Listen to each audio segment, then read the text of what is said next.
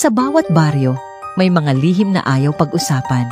May mga kwento ng mga nilalang at bagay na hindi basta-basta pinapansin. Sapagkat ang sino mang magtangkang pakialaman ito, may kapalit na kabayaran.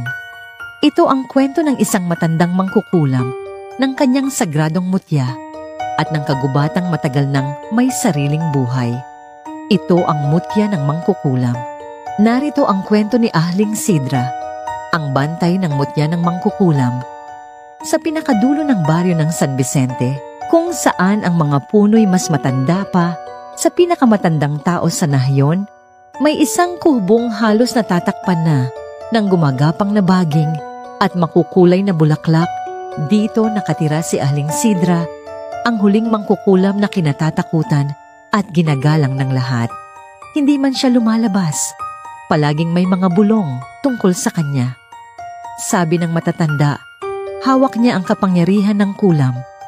Kaya niyang utusan ang mga bubuyog, alupihan, gagamba, at kung ano-ano pang insekto para ipaghiganti siya. Pero ang pinakakilabot sa lahat ay ang tinatawag na mutya ng mangkukulam. Isang gabi raw ng kabilugan ng buwan, nakita ng batang si Thomas na inilabas ito ni Aling Sidra.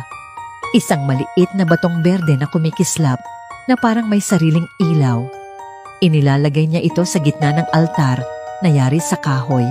Pinalilibutan ng mga tuyong dahon at pulang sinulid. Sabi ng ilan, dito siya bumubulong, dito siya nagpapalakas.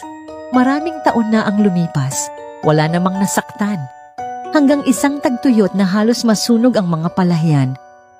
Galit na galit ang mga may-ari ng lupa. Pinagbintangan si Aling Sidra na siya raw ang may gawa ng malas. Ang pamilya ni Ibo, isang binatang anak ng Panginoong may lupa, ang pinaka-nag-init ang ulo. Isang gabi, lihim na lumusot si Ibo sa bakuran ni Aling Sidra. Tahimik ang paligid, tanging tunog ng mga kuliglig at banayad na ihip ng hangin ang maririnig. Dahan-dahan niyang tinanggal ang kandado ng pinto. Sa gitna ng madilim na silid, nakita niya ang mutya, nakalagay sa kahon na pinagtali-talian ng pulang sinulid.